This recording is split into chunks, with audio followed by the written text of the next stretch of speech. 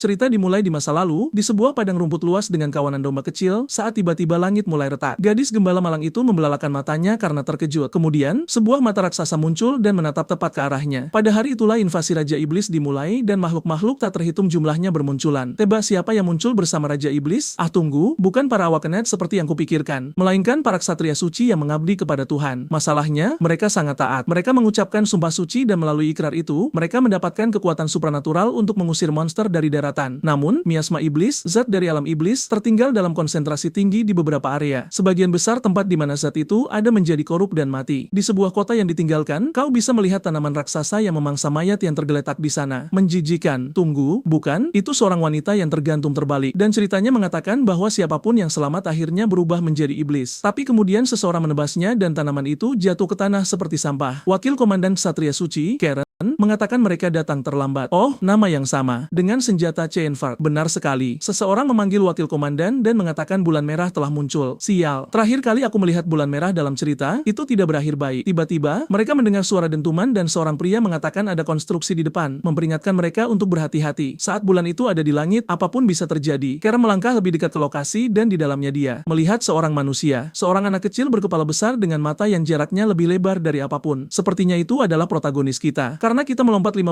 tahun ke depan sejak hari dia ditemukan di kafetaria panti asuhan. Seseorang berkata bahwa berkat para ksatria suci mereka bisa makan. Mereka seharusnya bersyukur. Tapi kemudian seseorang memanggil pria di depan. Itu Leika. Bertanya mengapa. Porsinya sangat sedikit. Pria itu tidak tampak senang mendengarnya dan dia hanya berbalik sambil berkata itu bukan apa-apa. Dari latar belakang, dia mengamati semua orang di kafetaria sambil mengingat bagaimana desanya sendiri diserang oleh iblis saat dia masih kecil. Dia adalah satu-satunya yang selamat dan dibawa ke sini untuk dibesarkan oleh para ksatria. Semua orang menganggap aneh bahwa seorang bayi yang sendirian berhasil bertahan hidup. Ditambah lagi, mereka mengatakan tanda lahir di wajahnya adalah bukti bahwa dia adalah anak monster. Dengan kata lain, mereka tidak menganggapnya sebagai bagian dari mereka. Pada saat itu, seseorang melemparkan tumpukan ikan busuk dan sisa makanan ke dalam mangkuknya, mengatakan apa yang ada di sana tidak cukup untuk makhluk sepertinya. Semua orang di tempat itu curiga dia bukan manusia sungguhan. Dan karena mereka semua juga telah kehilangan keluarga mereka karena iblis, jelas saja dia tidak dicintai. Pria yang melemparkan makanan itu memanggil seorang anak yang menangis di dekatnya. Leika tahu anak laki-laki ini baru tiba kemarin. Pria yang lebih besar itu berjongkok dan berkata bahwa ayah anak itu dimakan oleh monster yang menyamar sebagai manusia, ras yang sama persis dengan Leika. Dia ingin Leika meminta maaf. Leika bingung, tidak mengerti apa yang sedang terjadi. Tapi anak itu sudah meneriakinya untuk mengembalikan ibunya, memanggilnya monster yang menyedihkan. Dan dengan itu, pria itu membanting kepalanya ke tanah, mengatakan jika mereka menyuruhnya meminta maaf, lebih baik dia melakukannya. Jadi bocah malang itu meminta maaf. Apalagi yang bisa dia lakukan? Protagonis berambut putih. Kupikir dia akan mengeluarkan aura, tapi sepertinya dia masih harus banyak belajar. Menyeka kotoran dari lantai, dia berkata rutinitasnya tetap sama selama lebih dari 1 dekade. Pada dasarnya, kau tidak bisa meninggalkan tempat ini sampai kau dewasa. Selain itu, saat kau berusia 15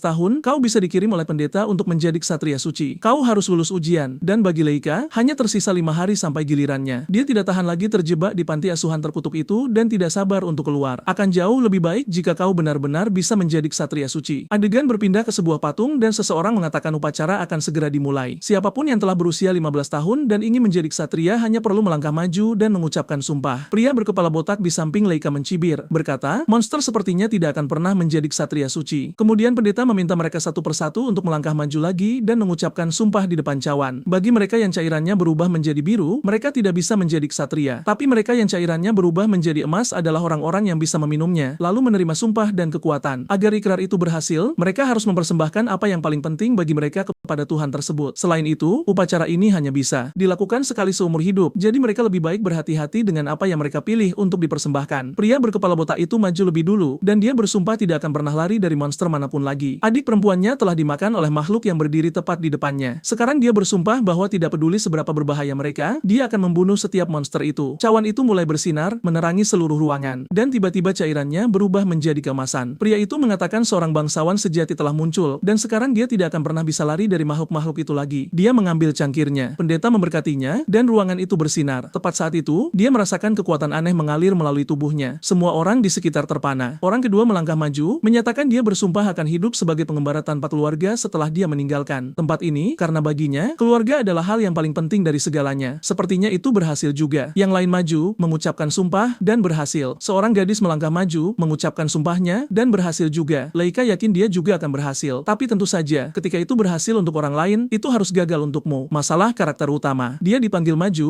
dan dia melangkah dengan gugup. Dia berkata dia bersumpah akan menjadi ksatria untuk melindungi orang-orang. Tapi kemudian dia membeku, tidak tahu harus berkata apa lagi karena dia tidak bisa memikirkan apapun yang sebenarnya bisa dia persembahkan. Dia ingin meninggalkan tempat ini dan bahagia, tetapi dia sama sekali tidak punya apa-apa untuk diberikan. Pria itu benar-benar lupa bahwa kau seharusnya berpikir sebelum melangkah maju. Jenius sekali. Dia berteriak di dalam kepalanya sendiri, mencoba meyakinkan dirinya sendiri bahwa pasti ada sesuatu yang penting di dalam dirinya yang bisa dia persembahkan. Tiba-tiba, energi aneh mulai melonjak melalui tubuhnya, membuatnya bingung. Pada saat itu, cairan di dalam cawan berubah menjadi lendir ungu yang aneh. Pendeta itu segera berkata bahwa dia belum pernah melihat warna yang begitu mengerikan sebelumnya. Dia menyatakan upacara berakhir saat itu juga dan memerintahkan semua orang untuk pergi. Laika mencoba mengatakan sesuatu, meminta mereka untuk menunggu, tetapi entah dari mana, sebetan pedang membuat lengannya melayang. Ya Tuhan, orang-orang di belakang mulai berkata bahwa seperti yang selalu mereka duga, dia benar-benar monster. Apa-apaan ini? Beberapa dari mereka sudah bangkit, mengeluarkan tombak dan menumbuhkan lengan raksasa. Sial, aku juga ingin bangkit. Mereka mengumumkan akan membunuhnya sekarang, mengatakan bahwa benda terkutuk yang berpura-pura menjadi manusia ini tidak akan keluar hidup-hidup hari ini. Tetapi pada saat itu, pendeta memerintahkan mereka untuk berhenti, mengatakan kekuatan itu tidak dapat digunakan melawan manusia. Detik berikutnya, langit-langit mulai retak dan sebuah tinju menghantam dari atas, melenyapkan pria itu. Ketika mereka melihat ke atas, ada iblis dengan semacam tanda di dahinya, menatap tajam ke arah semua orang. Orang-orang berteriak panik dan jelas ini bukan bagian dari rencana karena bahkan pendeta itu pun tampak ketakutan. Makhluk itu melakukan gerakan klasik Attack on Titan, mencengkeram kaki seseorang dan melahapnya. Pendeta berteriak agar semua orang dievakuasi dan memanggil para ksatria suci, tapi kemudian dialah yang tertangkap. Sementara monster itu menyerang ke depan, Laika duduk di sana dengan separuh tubuhnya hilang, menatap terkejut namun anehnya tetap tenang. Bagi seseorang yang baru saja kehilangan lengan, dia tampak baik-baik saja. Kurasa, yang lebih menakutkannya adalah iblis yang berdiri tepat di depannya. Pria berkepala botak berteriak agar Laika menyingkir agar dia bisa lari. Tapi anehnya, dia hanya terus menatap makhluk itu dengan membeku. Dia ingat bahwa saat mengucapkan sumpah, dia berjanji tidak akan pernah lari dari monster lagi. Pada saat itu, iblis itu datang dari belakang, dan saat dia menangis dalam keputusasaan, dia pun terbunuh. Satu lagi bilahap sementara anak-anak di sekitarnya, dengan penuh semangat, mulai mengeluarkan aura mereka, berteriak bahwa mereka harus mempertahankan tempat ini. Wah, mereka menyerbu seperti karakter Dragon Ball Z. Sementara itu, Laika menonton, sepenuhnya yakin bahwa dengan kecepatan seperti ini, dia juga akan dimakan. Tapi apa yang bisa dia lakukan terhadap makhluk seperti itu? Dia bahkan belum menerima kekuatan apapun. Dan tepat saat itu, monster itu, yang baru kusadari tampak seperti memiliki jempol sebagai payudara, melangkah lebih dekat. Makhluk itu menatapnya dengan lidah raksasa dan meluncurkan serangan. Mulut yang penuh lidah. Laika menghadapinya, bertanya-tanya apakah dia benar-benar akan mati di tempat yang sia-sia seperti itu. Tapi kemudian dia ingat cawan yang ada di belakangnya. Secara teori, jika warnanya berubah, itu seharusnya memberikan semacam kekuatan. Serangan itu datang langsung ke arahnya, dan dia memutuskan masa bodoh. Lebih baik meminum benda menjijikan itu daripada mati di sana. Begitu dia menelan cairan itu, rasanya menghantam kepalanya seperti kejang, dan lidah itu sudah melilit tubuhnya. Sial, kupikir dia akan mengeluarkan sesuatu yang gila. Tapi tidak, bocah itu terinjak rata. Tapi tidak akan berakhir seperti itu. Ledakan meletus dari bawah lidah, membakarnya habis, dan bocah itu bangun seperti seorang super saiyan. Apa-apaan ini? Benar-benar berbeda sekarang. Rambut hitam panjang. Di mana Kilibaku? Dia menatap monster itu, bahkan tidak mengerti apa yang baru saja terjadi. Bertanya pada dirinya sendiri apakah ini benar-benar dia. Pada saat itu, seluruh tubuhnya terasa sangat dingin. Energi aneh mengalir melalui pembuluh darahnya. Monster itu menerjang lagi, tapi kali ini dia menghindar dan berhadapan langsung dengannya. Dia menyerbu dengan amarah seperti Kapten Levi, melemparkan dirinya langsung ke arah lidah. Dia memicu mantra ledakan, memanggil lingkaran sihir dengan petir ungu yang menyambar darinya. Apa ini? Bocah itu berevolusi. Langsung menjadi Super Saiyan 16, terbang di sana, atau berkobar, menatapnya tajam. Dia menghempas ke tanah dan kembali ke wujud semula, kelelahan karena kekuatan yang dia gunakan. Di belakangnya, seseorang bergumam bahwa ini tidak mungkin. Mereka pasti bercanda. Tapi Laika menyadari sesuatu yang mengejutkan. Lengan yang tadinya robek dan dimakan telah tumbuh kembali. Apa yang sebenarnya baru saja terjadi? Tiba-tiba, kata pemurnian bergema. Di seluruh aula dan sebuah pedang raksasa seukuran bangunan jatuh menghantam, menembus dada monster itu. Seseorang melangkah ke atas bilah pedang, mengatakan mereka tidak bisa membiarkan mayat itu di sini, atau miasma akan menyebar ke seluruh kota. Orang itu meminta maaf karena datang terlambat dan bertanya apakah bocah itu yang mengalahkan makhluk tersebut. Laika segera mengenali ini sebagai salah satu ksatria suci. Sepertinya, mereka datang dan meniup segalanya karena sekarang langit sudah cerah dan biru. Mereka mengatakan bocah itu benar-benar mengesankan. Mengalahkan sesuatu yang sudah bangkit seperti itu sama sekali tidak biasa. Ini tidak lain adalah komandan ksatria suci, Arthur. Tapi kawan, Arthur punya pinggang ramping dan pinggul lebar. Agak tak terduga, Laika benar-benar terpaku pada pedang raksasa itu. Dia belum pernah melihat hal seperti itu dalam hidupnya. Kemudian seseorang memanggil komandan Arthur, menyuruh mereka berhenti meninggalkan semua orang di belakang. Kapten berpinggul lebar itu membalas bahwa yang lain terlalu lambat. Sang protagonis masih terpana karena sang komandan berdiri tepat di depannya. Dia tahu bahwa jika orang ini mengakuinya, dia akhirnya bisa meninggalkan panti asuhan. Tapi oh tidak, mereka bahkan punya anting kecil itu menoleh ke samping, tampak manis. Tidak mungkin artisnya benar benar-benar melakukan itu. Tiba-tiba, Leika berlari ke arahnya, memanggil ksatria suci itu dan mengatakan bahwa menjadi salah satu dari mereka selalu menjadi impiannya. Dia telah mengagumi mereka selamanya dan memohon untuk bergabung, tetapi si pengecut di sebelahnya memotong, mengatakan mereka harus membunuh monster ini saja. Arthur menyuruhnya untuk berhati-hati dengan apa yang dia katakan tentang teman-teman. Tetap saja, pria itu bersikeras bahwa anak ini adalah satu-satunya yang selamat dari desa itu. Dia bahkan melihatnya berubah tanpa mengucapkan sumpah dan menggunakan kekuatan aneh. Tidak mungkin dia manusia. Leika mencoba menjelaskan, tapi sebuah sentilan ke wajah membuat si bodoh itu berputar dan dia berkata dengan tegas bahwa bocah itu baru saja menyelamatkan nyawanya dan meski begitu dia mengoceh omong kosong. Benar-benar tidak tahu berterima kasih. Wajah pria itu memerah, memohon pengampunan sementara sang protagonis dibiarkan terkejut. Sekarang Arthur menoleh ke Leika, ingin tahu apa yang terjadi dengannya yang tidak mengucapkan sumpah. Leika mengatakan bahwa tepat saat dia akan mengucapkan kata-katanya, iblis itu muncul. Tetapi dia tetap mendapatkan kekuatan untuk bertarung. Dia minum dari cawan suci setelah cairannya berubah. Jadi dia punya kekuatan itu. Tapi dia menjawab bahwa tanpa sumpah, mustahil untuk mendapatkan kekuatan seperti itu. Jadi apa sebenarnya yang diambil darinya? Atau mengapa kekuatan itu bangkit? Leika terbata-bata sampai dia berkata bahwa Leika telah menarik minatnya. Dia ingin melihat kekuatan yang seharusnya dimiliki bocah itu. Leika tidak benar-benar mengerti, tapi dia hanya menyuruhnya untuk mengaktifkan apapun itu karena dia ingin melihatnya dengan matanya sendiri. Masalahnya adalah dia tidak tahu bagaimana mengaktifkan kekuatan itu. Itu hanya terjadi dengan sendirinya saat dia minum dari cawan. Arthur melipat tangannya dan berkata itu mudah diatasi. Dia mencengkeram bocah itu dan melemparkannya lurus ke atas. Tim roket meluncur melewati stratosfer. Dari bawah, dia berteriak bahwa sekarang yang harus dia lakukan adalah membangkitkan kekuatan itu, jika tidak dia akan jatuh dan mati. Sementara rekannya memanggilnya iblis saat Leika jatuh bebas dari langit, berpikir, ada apa dengan wanita ini? Kawan, dia melewati awan-awan, menyadari jika kekuatan itu tidak aktif, dia tamat. Lebih buruk lagi, di tengah langit, apa yang tampak seperti iblis menatap matanya, membuatnya bingung. Dari tanah, Arthur dengan tenang menyebutkan dia lupa bahwa ini adalah wilayah burung pemakan langit. Rekannya berteriak bahwa ini bukan waktunya untuk sesantai itu. Anak itu pasti akan dimakan. Tapi sebelum dia sempat menjawab, monster itu melahapnya, dan mereka berdua hanya berdiri di sana, menyadari bahwa mereka telah mengacau. Segera, pria itu lepas landas ke udara, mengatakan dia harus membantunya. Dan sejujurnya, ceritanya benar-benar mirip Dragon Ball Z. Dia mengakui ini tidak terduga, tapi mungkin ini adalah kesempatan sempurna untuk memancing keluar kekuatan bocah itu lagi. Rekannya membentak bahwa dia benar-benar iblis. Sementara itu, di langit, Leika terjebak di dalam perut monster itu, merasa dirinya mulai terkikis. Di sekelilingnya hanyalah sisa-sisa para korban. Dia tahu jika dia tinggal di sana beberapa jam lagi, dia akan mati. Tapi itu bahkan tidak akan memakan waktu selama itu. Ada makhluk lain yang datang dari belakang, siap untuk menggigit. Dia seharusnya mati dalam hitungan detik. Tapi kemudian dia ingat pria berkepala botak itu menyuruhnya mati saja. Itu hanya membuatnya lebih marah memikirkan dia terjebak di sini karena anak terkutuk di panti asuhan itu yang banyak bicara. Benar-benar, anak-anak itu dan para ksatria suci adalah yang terburuk. Tapi tidak mungkin dia menerima kematian di tempat seperti ini. Tiba-tiba, dia berubah lagi sementara bagian dalam makhluk itu menyerangnya dari segala sisi. Di bawah, si rambut biru bertanya padanya mengapa dia begitu sembrono. Dia menjawab bahwa yang ingin dia ketahui adalah apakah kekuatan untuk mengalahkan iblis yang tidak terklasifikasi sendirian mungkin benar-benar menguntungkan mereka. Tiba-tiba di langit, perut monster itu mulai membengkak dan tanda X meledak terbuka di dadanya, dan sang protagonis menerobosnya. Dia muncul dari bagian atas tubuhnya, terbang di udara. Saat dia akan menghantam tanah, dia merentangkan tangannya dan melepaskan semburan udara, memperhalus jatuhnya. Pria berambut biru itu bergegas membantu, bertanya apakah dia baik-baik saja, mencatat bahwa dia tampak sangat utuh, tetapi Arthur di latar belakang berkata itu aneh, dia berhasil membunuh makhluk itu. Dia seharusnya sudah berada di level wakil komandan. Kemudian dia berkata bahwa 15 tahun yang lalu, seorang bayi ditemukan di sebuah rumah yang ditinggalkan. Dan sepertinya dia sudah tumbuh cukup besar sejak saat itu, bukan begitu, Karen? Itu benar. Ini adalah pria yang menyelamatkan protagonis di awal cerita. Cukup liar, bukan? Menyelamatkannya saat itu dan bertemu dengannya lagi 15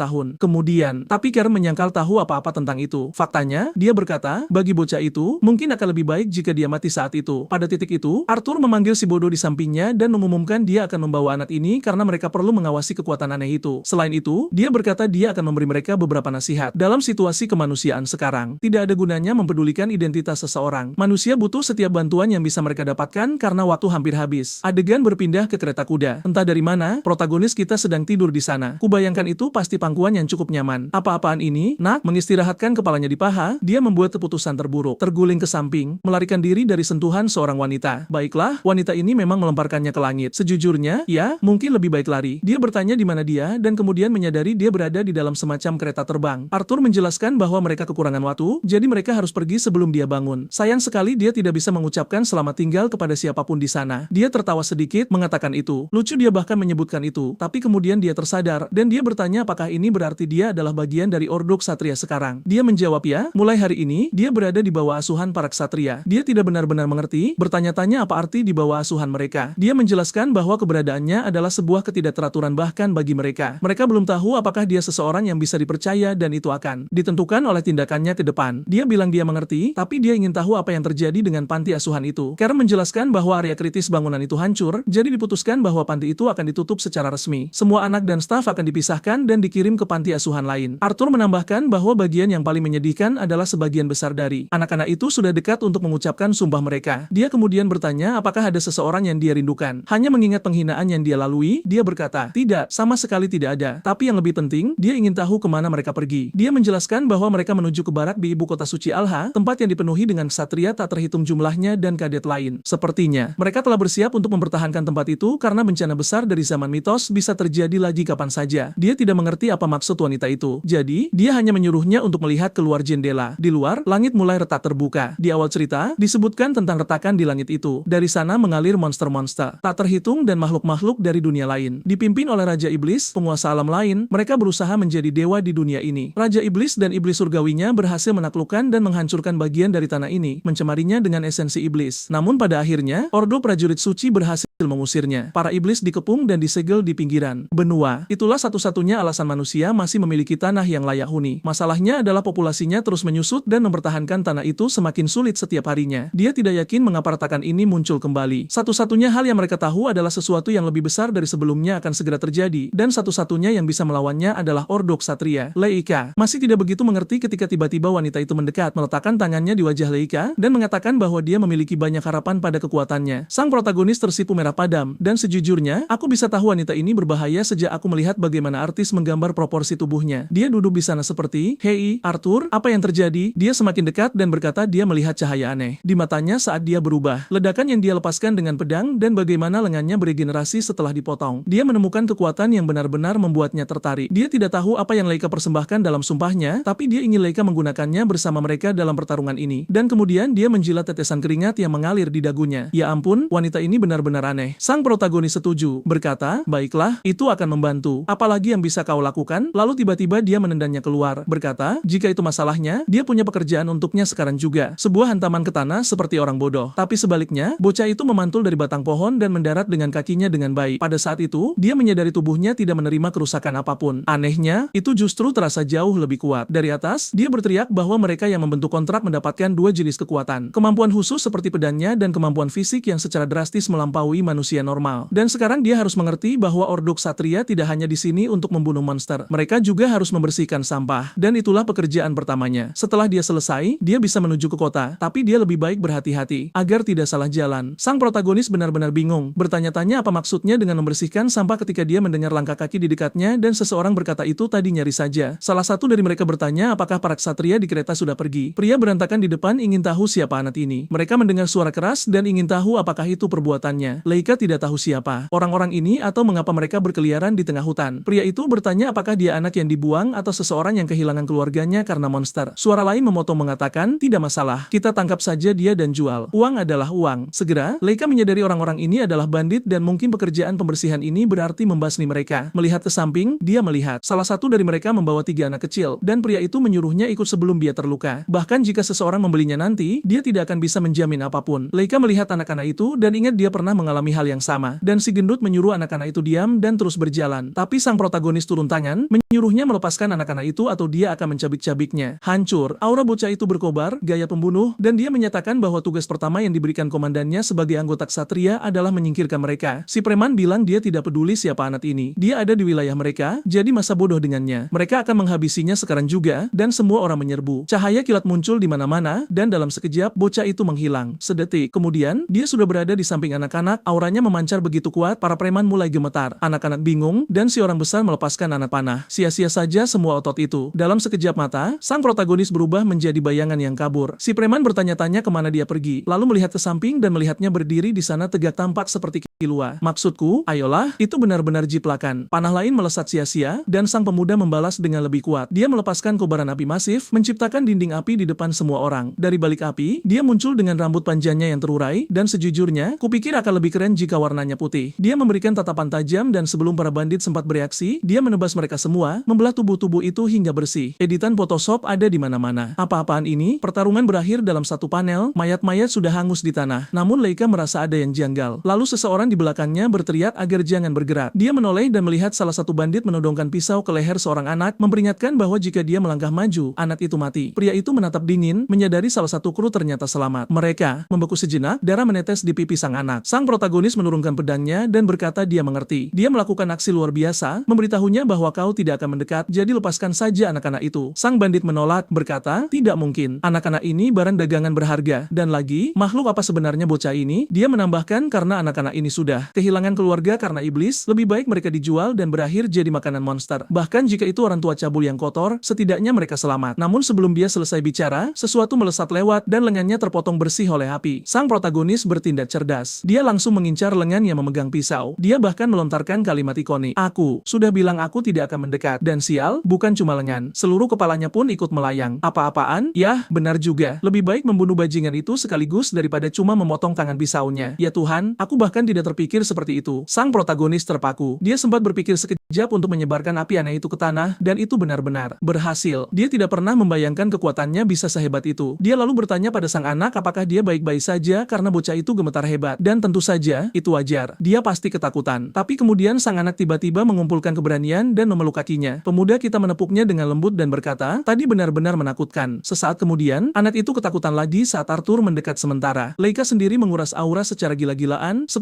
unit per detik. Lalu dia akhirnya kembali ke wujud semula, kelelahan dan ambruk ke tanah tepat di tengah-tengah anak-anak. Sementara itu, kembali di kastil, Karen muncul dengan marah, menuntut penjelasan tentang apa yang terjadi dan terkejut saat anak-anak membawa sang protagonis. Apalagi yang dia harapkan? Mereka bilang dialah yang memberi mereka petunjuk arah. Karen berjalan mendekat dengan geram karena bajingan ini berani melakukan hal seperti itu. Dia memanggul Leika di bahunya, menyebutnya memalukan karena membuat masalah bagi orang-orang yang seharusnya dia selamatkan. Anehnya, bocah itu malah ngiler dalam tidurnya, beristirahat dengan tenang, sementara Karen menggerutu bahwa ini adalah kegagalan di pihaknya. Sekarang dia ingin tahu apa yang harus dilakukan padanya. Di atas, sekelompok orang sedang mengawasi, dan bam, selamat datang, Fran, sekutu baru lainnya yang mengatakan wajah tidurnya sangat menggemaskan. Kenneth bergumam bahwa hati Fran terlalu lembut. Baginya, bocah ini dapat nilai X. Si otot besar, Griff, mengatakan sangat memalukan bisa sekelelahan itu dari misi pembersihan sederhana. Jack menambahkan bahwa dia kecewa mengingat semua rumor yang mereka dengar tentang bocah itu. Namun dari singgasananya, Arthur yang menawan berkata mereka sedang menghakimi seorang anak yang baru saja bangkit. Mereka terlalu keras padanya. Di matanya, mereka akan terus mengawasinya, dan itulah yang telah diputuskan. Tapi jelas, mereka berharap dia menunjukkan kemajuan yang jauh lebih pesat lain kali. Adegan berpindah ke bagian lain kastil. Buah-buahan di meja, perjamuan disiapkan untuk pemuda kita yang masih ngiler, berbinar-binar kegirangan. Dia seolah tidak percaya semua ini benar-benar untuknya. Dia mulai memakan apa saja yang terlihat dan seseorang bahkan menawarkannya secangkir minuman. Bahkan ada pelayan yang sibuk di sekitarnya. Dia meminta maaf karena terlambat menjalankan tugas, tapi pelayan itu menyuruhnya jangan khawatir. Dia bisa makan sepuasnya. Leika menyadari bahwa tidak seperti di panti asuhan. Di sini, dia akhirnya bisa makan dengan tenang tanpa ada yang mengganggu. Benar-benar sepadan bergabung dengan ordok satria ini. Tapi kemudian seseorang memanggilnya. Seorang pemuda di belakang bertanya apakah dia Leika. Sang protagonis menoleh dengan canggung dan mengiyakan. Pemuda itu melangkah tepat di depan wajahnya, menatapnya tajam, membuatnya bingung. Dia memalingkan muka, mengatakan bahwa Leika benar-benar punya wajah bodoh dan memerintahkannya untuk ikut. Berkata mereka akan segera tahu apakah dia idiot yang berguna atau tidak berguna. Leika bingung. Siapa orang ini yang tiba-tiba muncul dan bicara seperti itu? Pria itu memperkenalkan diri sebagai Kenneth, wakil komandan. Sang protagonis sedikit gemetar, tapi Kenneth menyuruhnya diam dan ikut. Lalu dia menoleh ke gadis di samping mereka, bertanya sampai kapan dia akan terus memakai pakaian itu. Dan tiba-tiba, semuanya masuk akal kenapa ada begitu banyak pelayan di sekitar. Ternyata itu Fran yang menyamar. Sepertinya gadis itu seorang cosplayer. Adegan kemudian berpindah lagi ke hutan di mana Leika berjalan bersama mereka berdua. Dia gugup, tapi Fran bilang jangan khawatir. Banyak pekerjaan yang harus dilakukan, tapi tujuan utama mereka adalah agar semua orang kembali dengan selamat tanpa luka sedikit pun. Dia bilang dia mengerti sementara Leika masih tidak percaya ini adalah orang yang sama dari sebelumnya. Apakah gadis ini benar-benar sepenting itu? Kenneth bila mereka hampir sampai, dan Fran menjelaskan bahwa dia akan menceritakan kisahnya lagi. Tampaknya di luar ibu kota kerajaan, beberapa monster terlihat hari ini. Untuk mencegah kerusakan, tentara memutuskan untuk bertindak cepat. Jadi, mereka dikirim keluar meski tanpa kepastian yang jelas. Jelas saja, mereka di sini sebagian besar untuk melihat kemampuan Leika. Karena dia bergabung dengan Ordo sekarang, mereka perlu menguji kekuatannya. Sang komandan sendiri telah memperdebatkan apa yang harus dilakukan padanya sehingga dia bisa menganggap ini semua sebagai semacam evaluasi. Leika tidak merasa terlalu bersemangat karena itu berarti dia masih bisa kehilangan kehilangan tempatnya di ksatria. Tapi, rasa tidak aman itu sirna saat si Jiangku mendekat, menepuknya dengan lembut, dan berkata dia punya ekspektasi tinggi padanya. Dia dengar dari komandan bahwa Lei Ka punya kemampuan hebat. Ekspresinya langsung berubah, dan dia tersenyum, mengatakan dia bisa diandalkan. Ini akan mudah. Dia ingin tahu segera siapa musuhnya, monster mana yang akan dia habisi. Kenneth menyela bahwa dia cukup percaya diri untuk seseorang yang harus digendong oleh anak-anak setelah menyelamatkan mereka. Dia memperingatkan Lei Ka agar ingat, jika mereka memutuskan dia tidak berguna, dia akan dikeluarkan dari ksatria. Menilai dari wajah bodohnya, itulah hasil yang paling mungkin. Lei Ka membentaknya agar berhenti bicara sembarangan, bertanya kenapa dia selalu bersikap sok tangguh. Mereka mungkin seumuran. Lagi pula, jadi kenapa dia bersikap superior? Sejujurnya, Kenneth terlihat sangat lelah jika dia benar-benar seumuran dengan protagonis kita. Fran menengahi, menenangkan keadaan, menyuruh mereka berhenti bertengkar. Dia meminta maaf pada Lei Ka dan menjelaskan bahwa Kenneth membuat sumpah untuk selalu jujur secara brutal. Itu hanya membuat Lei Ka semakin kesal karena sekarang dia tahu jauh di lubuk hati Kenneth benar-benar menganggapnya idiot. Kenneth membenarkannya dan kemudian menuntut untuk tahu ada apa dengannya, tidak mengucap sumpah. Lei Ka bilang itu tidak masalah, tapi Kenneth bersikeras itu aneh karena kekuatan mereka berasal dari sumpah yang mereka buat. Semakin besar pengorbanannya, semakin besar kekuatannya. Lei Ka membatin, benarkah? Rasanya itu bukan pengorbanan besar. Terlalu mudah. Di Hunter x Hunter, hal seperti itu jauh lebih intens. Sang protagonis baru saja akan mengatakan dia sudah tahu itu ketika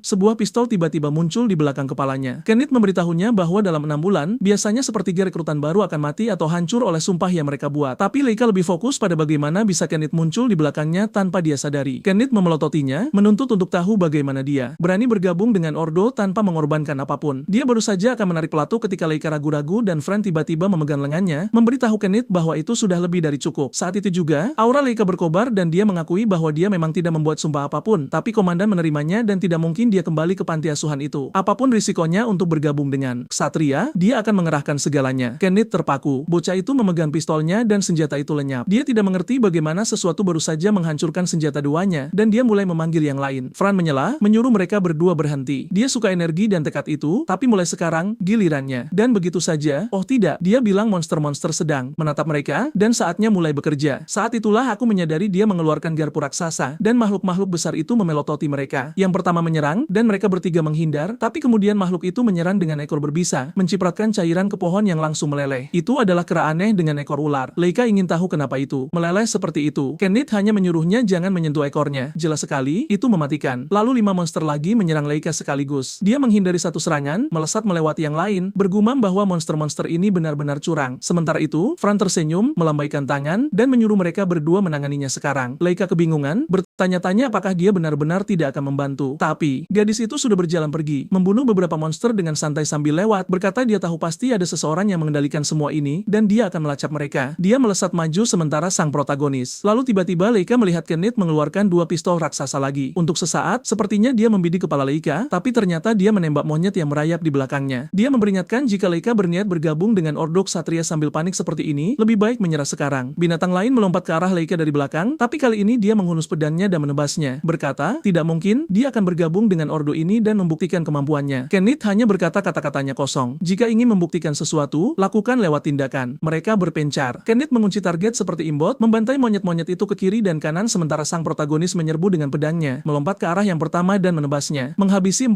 sekaligus dalam satu gerakan, tubuh mereka ambruk berkeping-keping. Namun saat dia menebas mereka, dia menyadari Kenneth benar-benar memusnahkan semua yang ada di sekitarnya. Sial, sang artis benar-benar menggila saat menggambar tumpukan mayat monyet di sekeliling pria itu. Dan Lei Ka menyadari tidak heran bajingan ini adalah wakil komandan. Meskipun pedangnya kuat, itu tidak bisa menandingi daya tembak yang menghancurkan itu. 2 monster lagi menyerangnya dan dia mengaktifkan pedangnya lagi. Tapi kali ini pedang itu melepaskan api aneh yang meledak keluar ke udara. Dia ingat bahwa semakin besar apinya, semakin cepat energinya terkuras. Dan jika begini terus, dia akan ambruk seperti saat bersama anak-anak. Sementara itu, Kenneth membantai musuh seperti titik spawn yang rusak, memberitahu Lei Ka bahwa jika dia terus membunuh sesedikit itu, lebih baik dia duduk di tempat teduh saja. Sang protagonis tidak habis pikir. Orang ini tidak berhenti menembak sedetik pun, dan dia bahkan tidak terengah-engah. Celah di antara mereka sangat besar, jadi dia bertanya sejujurnya bagaimana pelurunya tidak pernah habis. Kenneth menjelaskan bahwa pistolnya adalah senjata dewa dan pelurunya terbentuk dari mana. Sejenak, Lei Ka merasa lucu karena dia membocorkan semuanya begitu saja, tapi kemudian teringat kata-kata Fran, dia benar-benar tidak bisa berbohong. Di saat yang sama, dia menyadari cara kerja. Senjata dewa Kenneth berbeda dari miliknya. Sementara Kenneth menggunakan mana untuk menciptakan setiap peluru, kekuatan Lei Ka mengalir terus-menerus dari tubuhnya. Masalahnya, meskipun tahu hal ini, bukan berarti dia bisa memunculkan pistol tiba-tiba. Dan jika dia terus begini, hasilnya sudah jelas. Dia membeku dan Kenneth bertanya apakah dia sudah akan menyerah. Dia terus menembak, mengatakan, bocah itu tidak bisa beradaptasi, tidak bisa membuat rencana, dan jelas tidak pantas berada di Ksatria. Dia bahkan berkata segera setelah mereka kembali, dia akan melapor pada kapten bahwa Leika tidak layak di sini. Tapi kemudian Kenneth tiba-tiba merasakan sesuatu yang aneh. Menoleh ke belakang, dia melihat pedang raksasa terbentuk di langit. Leika bilang trik-trik bukan gayanya, jadi dia akan melupakan efisiensi. Dan biaya mana? Makhluk-makhluk raksasa itu memekik. Kenneth mencoba menghindar dan Leika menyatakan bahwa hanya dengan satu serangan dia akan mengakhiri semuanya. Bila pedang itu menghantam tepat ke tengah gerombolan dan dampaknya menyapu seluruh hutan. Dari ketinggian, Kenneth menatap ke bawah ke kawah vulkanik yang tercipta dan bergumam bahwa itu sangat berbahaya. Dia turun kembali dan menemukan Leika ambruk, terengah-engah, bahkan tidak bisa mengangkat jari. Tapi kemudian dia menuntut untuk tahu apakah bajingan itu melihatnya. Kenneth menghabiskan waktu lama menembak, tapi Leika membunuh jauh lebih banyak dalam satu serangan. Mereka harus mengakui potensinya sekarang. Namun Kenneth tetap diam, menatap dengan bingung. Dari setiap mayat, sebuah garis aneh mengalir ke tanah. Dia tiba-tiba berteriak bahwa mereka berdiri di tengah jebakan dan menyuruh Leika lari. Tanah mulai berguncang dan sebuah mulut raksasa dengan lidah panjang meledak dari bawah mereka berdua. Leika melirik ke samping, ketakutan, dan mengayunkan kekuatan pedangnya untuk membentuk tali agar mereka berdua bisa berpegangan dan tidak jatuh. Kenneth dengan cepat menjelaskan bahwa monster ini menggunakan monyet sebagai umpan untuk memangsa makhluk lain. Masalahnya adalah sang protagonis sudah menghabiskan terlalu banyak energi sebelumnya dan sekarang tidak bisa bertarung lagi. Tunggu, apakah itu Kenneth barusan yang terbang seperti di Dragon Ball Z? Sepertinya kekuatannya juga habis. Lidah itu melesat, mengikat mereka berdua. Leika berteriak agar benda sialan itu melepaskannya ketika tiba-tiba sesuatu muncul di langit. Fran, yang cantik seperti biasanya, tiba dalam wujud raksasa, berkata karena monster itu membuka mulut selebar itu, dia sendiri yang akan menanganinya. Sendoknya membesar menjadi ukuran kolosal, dan dia menghantamkannya tepat ke mulut makhluk itu, melemparkannya ke atas. Dia menggali jauh di bawah monster itu, mengungkap pemilik sebenarnya dari mulut masif tersebut. Dia menerjang maju, melepaskan rentetan tebasan, mencincang makhluk itu sampai hancur berkeping-keping. Keduanya jatuh ke tanah dengan canggung, dan Fran mendekat dengan roh pendeknya itu, memberitahu mereka bahwa mereka telah melakukan tugas dengan baik dalam menangani monyet-monyet. Dia bilang dia merasakan kehadiran iblis yang kuat, tapi tidak menyangka akan muncul dalam bentuk seperti itu. Setidaknya dia senang mereka berdua telah menjadi teman dekat, meskipun jelas baik Leika maupun Kenneth tidak akan merasa seakrab. Itu dulu. Setelah membebaskan diri dari lidah tersebut, Leika terpaku melihat apa yang baru saja dilakukan Fran. Dengan satu gerakan sederhana, mengangkat makhluk itu ke langit, dia menyelesaikan apa yang mustahil baginya. Gadis itu benar-benar berada di level yang berbeda. Apa yang dia tidak mengerti adalah mengapa tangannya terkatup setelah itu. Lalu dia tersadar. Dia sedang berdoa. Fran menjelaskan bahwa mereka mungkin tidak tahu, tapi setiap iblis awalnya adalah manusia. Setelah penaklukannya, dia suka berdoa. Apa yang terjadi pada mereka yang malang ini adalah mereka terpapar sihir gelap. Begitulah cara mereka menjadi monster. Leika mengangguk, mengatakan dia mengerti, sementara Kenneth menunjukkan sesuatu yang aneh. Dia belum pernah mendengar tentang wadah sihir sebesar ini di wilayah tersebut yang cukup kuat untuk menciptakan makhluk seperti itu. Dan fakta bahwa ia muncul begitu dekat dengan ibu kota bahkan lebih tidak masuk akal. Fran setuju itu terasa aneh. Tiba-tiba, Fran merasakan sesuatu yang janggal dan berteriak agar semuanya lari. Mereka tidak mengerti kenapa sampai tanah mulai bergetar. Lalu sebuah suara berkata dia pikir dia telah mengirim salah satu makhluk paling mengesankan yang dia punya. Seseorang menginjak punggung mereka bertiga, dan saat mereka menoleh, sesosok berjubah mendekat. Fran terlihat sangat terguncang. Pria itu berkata dia tidak percaya Fran tega mencincang anaknya seperti itu. Manusia dengan wajah penipu mereka benar-benar makhluk menjijikan. Fran lebih waspada dengan fakta bahwa dia menyebutnya sebagai anaknya. Dia menuntut untuk tahu siapa dia, tapi pria itu hanya mengangkat ibu jarinya, mengarahkannya ke bawah, dan seketika menghantam mereka bertiga ke tanah. Leika tahu mustahil dia bisa menangani ini. Fran yang jauh lebih kuat darinya saja tidak berdaya. Namun, Kenneth masih menantang. Dia mengeluarkan pistol masifnya dan berteriak bahwa bajingan itu tidak akan lolos. Pria itu hanya menyeringai, menyebutnya anak kecil yang nakal. Api merah tiba-tiba menyala di sepanjang lengannya. Pria berjubah itu berkata itu tidak apa-apa. Dia hanya akan merekonstruksi mereka semua. Jangan khawatir. Mereka bahkan akan menjadi lebih kuat dari sebelumnya, sama seperti yang akan dia ciptakan sekarang. Makhluk yang telah dicincang Fran mulai menyatu kembali, tertarik ke arahnya. Sesuatu yang mengerikan terbentuk di depan mata Leika, membuatnya tidak percaya. Monster yang terbentuk kembali itu sekarang memiliki otak dengan mulut menganga di perutnya, sebuah mata raksasa, dan sial, monster itu menangkap Fran. Tidak, jangan lakukan ini. Kau cuma punya dua wanita di cerita ini. Jangan gigit dia. Sang protagonis menonton dengan syok. Ayo protagonis, lakukan sesuatu. Bangkitlah. Dia melakukannya. Syukurlah. Iblis itu mundur karena terkejut. Fran terlihat bingung. Kenneth menonton dan pemuda kita bangkit dengan rambut panjangnya yang berkobar, menatap dengan amarah murni. Kenneth tidak bisa mempercayainya. Pemuda kita baru saja melakukan jurus bola energi klasik ala thumbnail dan melempar melemparkannya langsung ke monster itu. Boom! Menciptakan kawah di tubuh makhluk itu. Fran berdiri terpaku tidak percaya sementara dia bergaya keren. Tapi hanya sampai di situ. Dia membunuh makhluk itu, lalu segera kembali ke wujud asal. Sosok berjubah itu, bagaimanapun, sekarang tertarik pada bocah itu, mengatakan dia benar-benar luar biasa. Bergerak seperti itu di bawah medan gravitasi yang menghimpit seharusnya mustahil. Dan selain itu, dia yakin api dari sebelumnya seharusnya tidak ada di dunia ini. Dia menarik Leika lebih dekat, mengatakan betapa menariknya dia dan meminta maaf. Tiba-tiba, dia membuka pupil mata bocah itu dan melihat sesuatu yang merah bersinar di dalamnya. Pada saat itu, dia bergumam bahwa dia mengerti. Bocah itu membuat kontrak dengan dewa dari dunia lain. Tapi untuk berpikir dia menawarkan hal seperti itu, benar-benar gila. Saat pria itu tenggelam dalam monolognya, sang protagonis melancarkan serangannya tepat ke dadanya. Dia bahkan mengejeknya, mengatakan bajingan itu terlalu banyak bicara. Seluruh sosok itu mulai hancur, hanya menyisakan pakaiannya di tanah. Leika kemudian jatuh tersungkur, dan dua lainnya terhuyung mundur, bertanya-tanya apakah dia benar-benar membunuhnya. Fran berpikir itu pada dasarnya mustahil. Dia memeriksa pakaian itu dan menemukan yang tersisa adalah semacam boneka. Siapapun itu, mereka telah mengendalikannya dari jauh. Keduanya mencoba membangunkan Leika, tapi dia sudah di alam mimpi, tidur dengan nyenyak. Fran, bagaimanapun, terguncang oleh boneka aneh, yang bisa memunculkan monster. Kekuatan macam apa yang dibutuhkan seseorang untuk menghancurkan mereka bertiga dengan begitu mudah dari jauh, lalu dia tiba-tiba tak kesiap, bertanya-tanya apakah itu sang penguasa sihir, Komandan Tempest. Beralih ke sebuah desa yang mirip di game ponsel. Seorang gadis kecil membuka pintu dan memanggil Tempest. Dan apakah itu Rimuru? Seorang pria dengan buku menutupi wajahnya berkata hari itu terlalu indah dan dia hanyalah orang tua yang ingin istirahat sejenak. Dia memiliki rambut panjang, semacam versi Leika yang lebih kurus dan jangkung. Dia bilang dia telah menemukan sesuatu yang luar biasa dan jantungnya berdebar kencang. Gadis itu menggodanya, mengatakan dia selalu menjadi pemimpi yang pelupa. Dia menjentikan jarinya, menuangkan teh untuk dirinya sendiri, mengatakan dia lebih suka bermalas-malasan.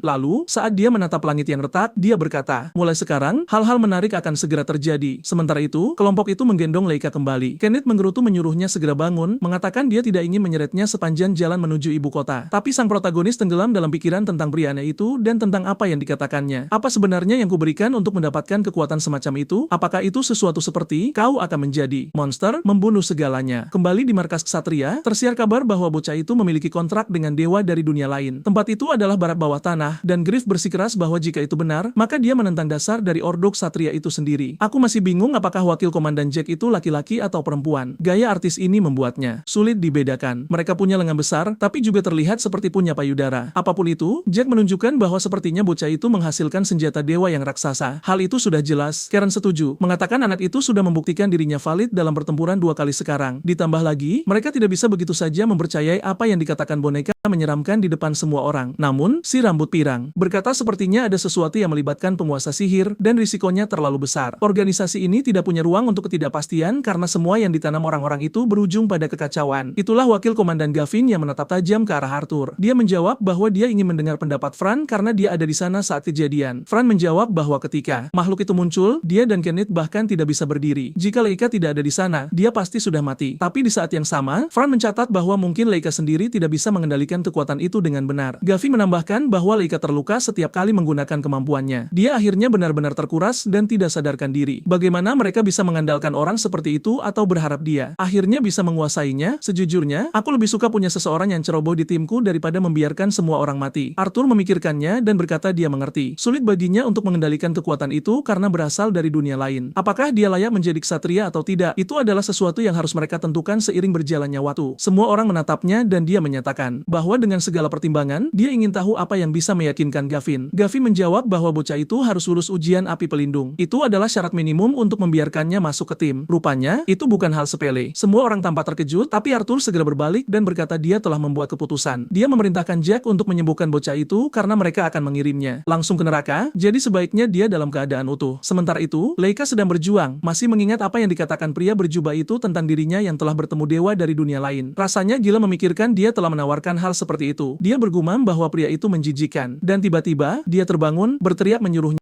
diam. Tapi dia hanya berada di kamarnya bersama Kenneth di sampingnya, seseorang sedang membaca buku, bergumam bahwa akhirnya dia terbangun juga. Meski teknik pemulihan telah digunakan, prosesnya memakan waktu yang sangat lama. Sang protagonis ingin tahu di mana pria berbahaya itu berada, namun Kenneth memintanya untuk tenang karena bahaya langsung telah berlalu. Kenneth, dengan sedikit gugup, tampak seolah ingin berterima kasih, dan Leika mendesaknya, menanyakan apa yang ingin dia katakan. Kenneth akhirnya mengakui bahwa dia pergi memeriksa berangkas karena ingin mengucapkan terima kasih. Jika bukan karena Leika, mereka semua pasti sudah tewas. Dia sempat membuat khawatir Leika tidak akan bangun lagi. Sang protagonis merasa bingung, tidak menyangka Kenneth akan mengkhawatirkannya. Namun Kenneth menjawab bahwa tentu saja dia khawatir karena Leika lah yang menyelamatkan mereka. Leika membatin bahwa bajingan ini benar-benar tidak bisa berbohong, dan Kenneth mengatakan bahwa itu tidak masalah. Fran masuk dan Leika mengusap wajahnya dengan canggung, menyadari masa pemulihannya telah usai. Masa depannya telah diputuskan, dia harus menjalani ujian api pelindung. Kenneth tampak cemas sementara sang protagonis tidak mengerti. Kenneth menjelaskan bahwa ini adalah kegilaan. Bocah itu baru saja tiba, seorang amatir total, dan mereka ingin mengirimnya ke tempat seperti itu. Kieran kemudian melangkah maju, menyatakan bahwa dialah administrator ujian tersebut. Leika bergumam bila terbelakang bahwa itu tidak masalah. Jika dia lulus, dia akan diakui sebagai anggota. Namun Kenneth mengoreksinya, ini bukan tes untuk menjadi anggota biasa, melainkan untuk menjadi salah satu eksekutif. Biasanya, seseorang bahkan tidak bisa bermimpi untuk mencobanya sebelum melewati pertempuran yang tak terhitung jumlahnya dan mendapatkan pengakuan. Namun, mereka justru mengirim dia yang baru saja bergabung dan masih belajar menggunakan sihir ke dalam ujian yang sama dengan seorang algojo. Kieran memperingatkan bocah itu untuk menganggapnya serius. Biasanya sepertiga gagal, sepertiga lainnya menjadi gila, dan hanya sedikit yang berhasil lulus. Banyak yang gagal juga berakhir tewas, jadi dia lebih baik menghadapinya dengan serius jika tidak ingin ini menjadi akhir hayatnya. Sungguh, manusia-manusia ini pasti yang paling cerdas yang pernah kulihat. Kiamat sudah di depan mata, siap menyapu bersih mereka. Namun mereka malah menciptakan tes yang membunuh prajurit mereka sendiri. Itu nilai 10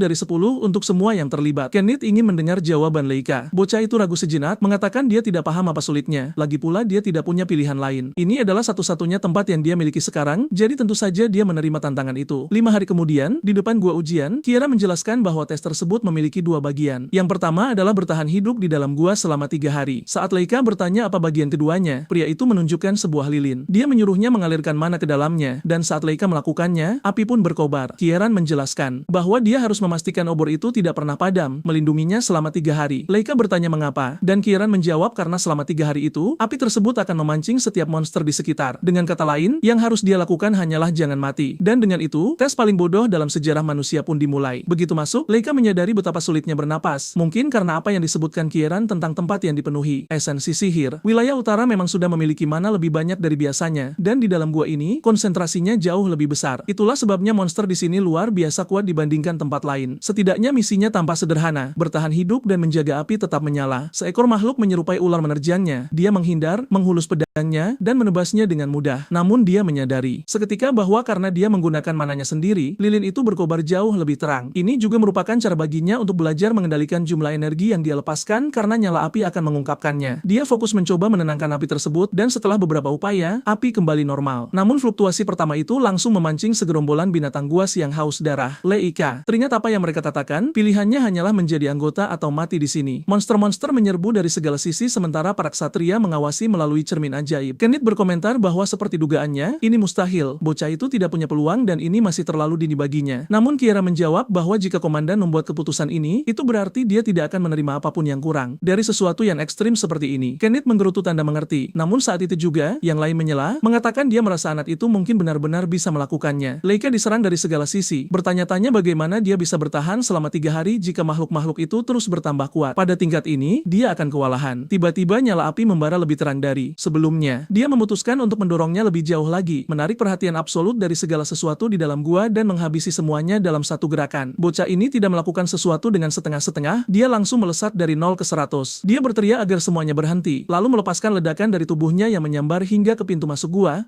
menguapkan setiap monster. Gua itu bersinar seperti isi gunung berapi saat dia menantang apa yang dipikirkan para orang bodoh itu tentang aksinya. Kenneth menganggap itu kegilaan, namun tampaknya rencana bocah itu adalah menyapu bersih segalanya agar bisa beristirahat setelahnya. Kieran, di sisi lain, tampak bersemangat. Dia berkata jika Leika berhasil melakukannya, itu akan luar biasa. Namun tiba-tiba, dia menyuruh mereka menunggu karena ada yang salah. Makhluk itu seharusnya tidak ada di sana. Dia bertanya-tanya apakah itu ulah bajingan terkutuk itu. Leika duduk dengan tenang, bergumam bahwa setidaknya sekarang dia telah menghabisi banyak musuh dan akhirnya bisa beristirahat. Namun kemudian, sebuah sinar laser aneh melesat melewatinya. Menoleh ke belakang, dia melihat makhluk aneh mendekat. 4 kaki, 8 lengan, dan dipersenjatai dengan pedang. Dia bingung, bertanya-tanya jenis monster apa ini, sementara Kieran langsung mengenalinya sebagai berserat makhluk yang dikembangkan oleh para ksatria sendiri. Sebenarnya, itu adalah monster yang dirancang untuk membunuh monster lain, dan seharusnya sama sekali tidak berada di sini. Kieran segera menghubungi Barat, menuntut untuk tahu apakah ini ulah mereka karena tes ini seharusnya hanya melibatkan monster biasa. Gavin, orang paling bodoh yang pernah ada, mengaku bahwa dia hanya sedang menguji prototipe. Dia pikir situasinya sangat nyaman, jadi dia memasukkannya ke dalam gua untuk melihat apakah makhluk itu bisa membunuh beberapa monster. Secara kebetulan, ia berakhir di ujian yang sama. Kieran membentak bahwa dia tidak akan percaya omong kosong itu. Namun Gavin menjawab dengan dingin agar Kieran tidak berpikir untuk menyelamatkan bocah itu. Tes ini memang harus sulit. Jika dia tidak bisa menanganinya, maka dia layak gagal. Mereka berkata tidak butuh anak seperti dia. Padahal, anak ini sudah menyelamatkan 2 rekan tim mereka sendiri. Jadi menerimanya adalah hal yang masuk akal. Sejujurnya, semakin terlihat bahwa si gila Gavin adalah musuh kemanusiaan yang sebenarnya. Pada saat itu, pelayan Fran berada di ruangan, impian setiap pria. Dia memasak di rumah dan menaklukkan dunia di luar, benar-benar tak terhentikan. David mempertanyakan mengapa dia merendahkan diri dengan bertindak seperti seorang pelayan. Fran menjawab bahwa itu hanya hobi, sementara aku menyebutnya sebagai sebuah fetis. Dia bertanya berapa banyak gula yang David inginkan. David menjawab tidak perlu, dan Fran membalas bahwa David tampak sangat ceria hari ini. David menjawab dia tidak merasa begitu, tapi mungkin suasana hatinya membaik karena dalam organisasi ini, semakin sedikit masalah akan semakin baik. Sejujurnya, dia mungkin senang karena mengira Leika akan mati. Sementara itu, Leika berada di dalam gua, menghindar dari laser kesana kemari, melemparkan bola energi ke arah monster itu hingga meledak. Namun makhluk itu sama sekali tidak bergeming. Leika heran mengapa serangannya yang cukup kuat untuk membunuh semua monster lain tidak mempan kali ini. Lebih buruk lagi, apinya masih menyala terang, yang berarti lebih banyak makhluk mungkin akan segera terpancing ke arahnya. Dia menghindar dari 2 serangan lagi sementara monster itu mengunci posisinya. Leika tahu dia tidak bisa terus mengeluarkan energi sebanyak itu, apinya menguras tenaganya dan yang lain akan segera muncul. Tapi apa yang bisa dia lakukan? Bagaimana dia bisa menjatuhkan benda ini? Monster itu menatapnya lagi saat Leika memutar otak mencari kelemahannya. Tiba-tiba, monster itu menghentikan serangannya. Namun detik saat Leika bergerak, sebuah tembakan hampir mengenainya. Saat itulah dia menyadari makhluk itu membaca gerakannya lebih awal. Dia membeku di tengah jalan, lalu mengubah taktik, menyerbu lurus ke depan untuk melihat bagaimana makhluk itu menangani serangan langsung. Dia melesat melewati 2 laser, meluncur di bawah kakinya, dan menebasnya menjadi 2. Lebih mudah dari dugaan, namun belum berakhir. Binatang itu menghantam dinding, lalu menerjang lagi. Leika menggeram, menyatakan riwayat bajingan itu tamat, dan menghunjamkan pedangnya tepat ke wajah makhluk itu, menusuk matanya dan menarik keluar isinya. Dia melihat makhluk itu sepenuhnya terbuat dari kabel dan mengumumkan bahwa semuanya sudah berakhir. Gavin melotot penuh amarah sementara Fran bertepuk tangan memuji betapa mengesankannya dia. Fran menyuruh Gavin memasukkan gula ke kopinya. Gavin menuangkan tumpukan gula untuk menenangkan diri dan meneguknya, lalu menyuruh Fran pergi karena dia ingin sendirian. Fran menjawab, baiklah. Si bodoh itu duduk gemetaran, bergumam bahwa ini hanya untuk memastikan karena tidak ada yang seharusnya selamat dari gua itu dengan mudah. Mengapa dia bekerja keras untuk membunuh bocah yang seharusnya menjadi harapan kemanusiaan? Jelaskan dirimu, bajingan. Hari ketiga ujian, kegelapan telah menyelimuti. Sang protagonis kelelahan, terkuras, dan lilinnya kini mengecil, berkedip-kedip. Itu berarti dia sudah mendekati batas kemampuannya. Dia melihat daging monster di depannya dan bertanya-tanya apakah benda itu baru saja bergerak. Kedutan kecil membuktikan itu bukan imajinasinya. Sisa-sisa binatang yang dia bunuh mulai bangkit kembali karena mana di tempat ini begitu padat. Hal ini membuat situasi menjadi jauh lebih buruk baginya. Pada saat itu, cahaya keemasan memenuhi gua, terdengar seperti suara lonceng yang berdentang. Dia ingat apa yang dikatakan Kieran. Dia harus bertahan hidup, menjaga api tetap menyala, dan meninggalkan gua saat lonceng berbunyi. Yang tersisa sekarang hanyalah keluar, namun monster-monster menghalangi jalannya. Dia mencoba menerobos ke samping sambil memegang sisa lilin yang tinggal sedikit, memaksa dirinya terus maju. Menolak untuk berhenti, berlari sementara binatang buas mendekat dari belakang. Akhirnya, dia melihat jalan keluar tepat saat sebuah cambukan mengenai punggungnya. Meski begitu, dia tetap bergerak maju, dan sejujurnya, itu tidak tampak sesakit itu. Dia terus memacu diri menuju pintu keluar, namun tentu saja para monster masih mengejar. Lalu boom, dia tersandung dan jatuh tersungkur seperti orang bodoh. Tapi tepat pada saat itu, sebuah serangan biru melintas dan seseorang berdiri di depannya. Itu Kieran yang tersenyum, memberitahu bocah itu bahwa waktunya sudah habis. Leika bertanya apakah dia lulus, namun sebelum sempat mendengar jawabannya, dia pingsan. Kieran menjawab ya, bocah itu telah bertahan dengan baik. Kemudian, dia terbangun di sebuah kursi dalam kondisi pening dan bingung. Dia bertanya di mana dia, dan Arthur memberitahu bahwa ini adalah aula upacara. Dia ingin tahu mengapa semua orang berdiri mengelilinginya. Arthur menjelaskan mereka akan memulai ritual penyerahan api pelindung. Para ksatria Ordo Suci akan mengungkapkan sumpah mereka, menghunus senjata, dan menunjukkan loyalitas kepada rekrutan baru. Kieran melangkah maju lebih dulu. Dia menyatakan bahwa sebagai kapten divisi ke-9, sumpahnya adalah tidak akan pernah membawa keluarga ke dalam pertempuran. Tunggu, apakah itu berarti dia tidak akan membunuh keluarga orang lain atau dia tidak akan bertarung bersama keluarganya sendiri? Bagian itu kurang jelas. Fran yang anggun seperti biasa, kapten divisi kedua, menyatakan sumpahnya adalah merelakan makanan selama sisa hidupnya. Lalu apa yang dia makan agar tetap sehat? Lihat tubuh dan kaki yang kuat itu.